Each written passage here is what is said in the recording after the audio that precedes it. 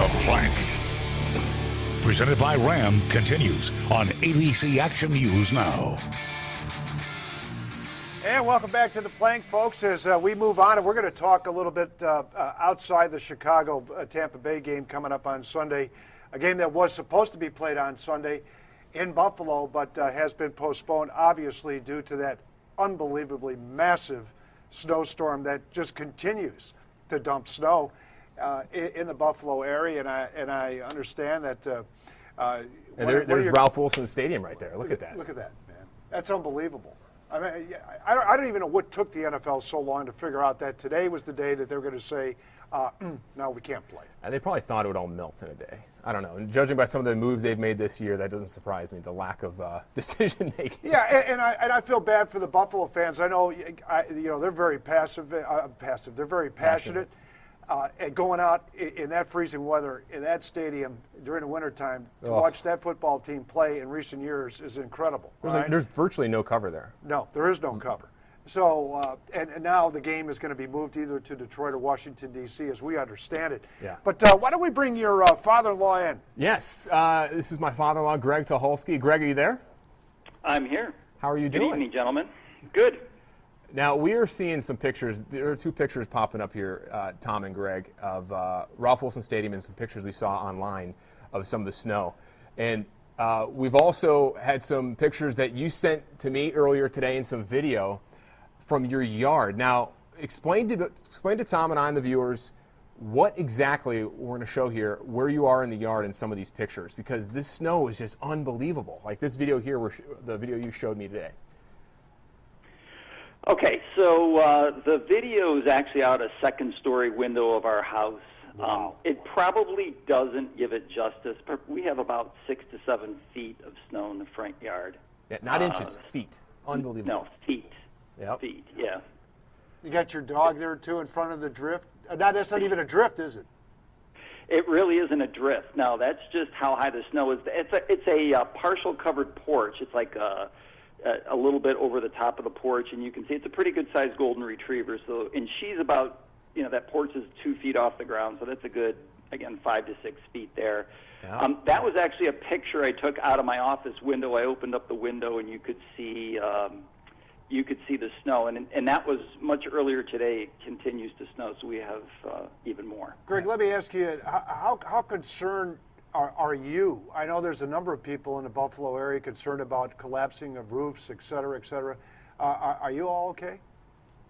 Well, thanks, Tom. Yeah, we're perfectly fine. Actually, we live in a newer house. The new building codes in Buffalo require that they take a load of 50,000 pounds, and we have a pretty steep roof, so there's no concern from my standpoint. It's the older, flatter roofs that they have to be concerned about. Poor Tula in that picture, the golden retriever. She cannot find anywhere to go run around in that. That's a shame. Well, you're not going to be short of snow for snowmen. I'll tell you that. You can build a lot of snowmen. Yeah, there she is. My goodness. Yeah. I mean, Greg, what about? I saw the gentleman from Erie County.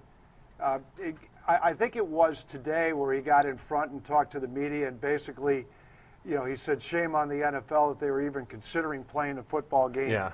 How about that? In Buffalo. And I give him a lot of credit because frankly, I can't even understand why the National Football League didn't understand. They had to understand why they just didn't say, hey, we know it's not going to be played in Buffalo.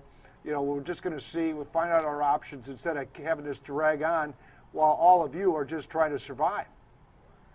Right. Well, I'll tell you that they gave us plenty of warning that this storm was coming. All the issues that we're having are people who went out in the storm in two-wheel drive cars, et cetera, and tried to navigate, got their cars stuck, and then the plow trucks couldn't come through.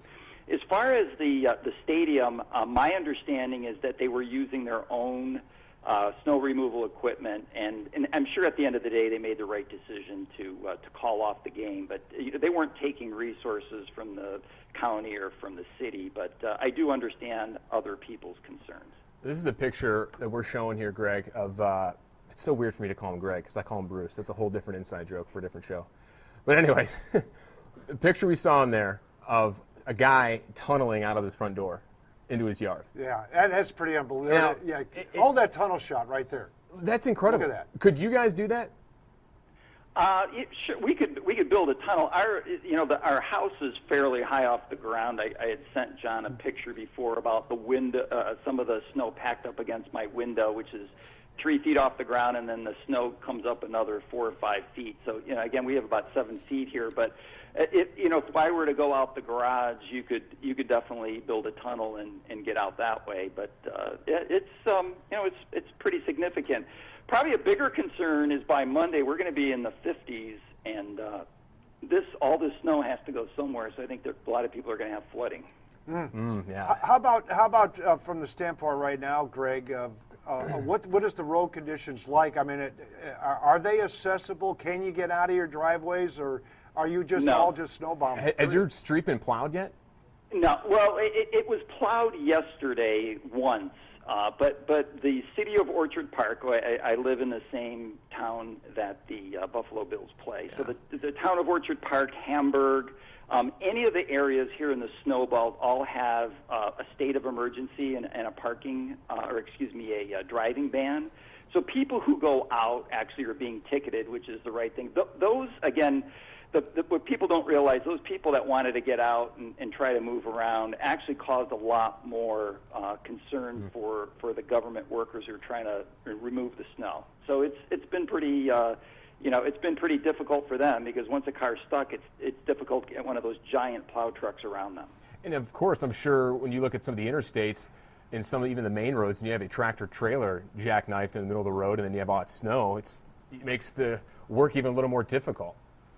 Oh, absolutely. Yeah, they are still pulling trucks off of I-90, which is the main thoroughfare that goes between Cleveland and Buffalo and Rochester through Erie, et cetera, and that's been closed for quite a while. They're pulling the semi-trailers off of that, and those are all closed. There's a lot of road closures that you can't even access, so it's tough. Well, I imagine you have a sump pump in your home, right? I do. Yeah. I have a sump pump, and then in Buffalo, what you can get, you actually get a backup sump pump that the water pressure from the city, if your power fails, it actually continues to pump it out. So I don't really have too much concern about. Well, that's good. About that. That's good because I remember our sump pump going out in Chicago, and we had about 4 feet of water in our basement. Yeah, that's not. That was not good. That was not good. Listen, Greg, Yeah. I appreciate the fact that you were able to join us, and I want you to know that your son-in-law told me that he was very scared of you when he first met you.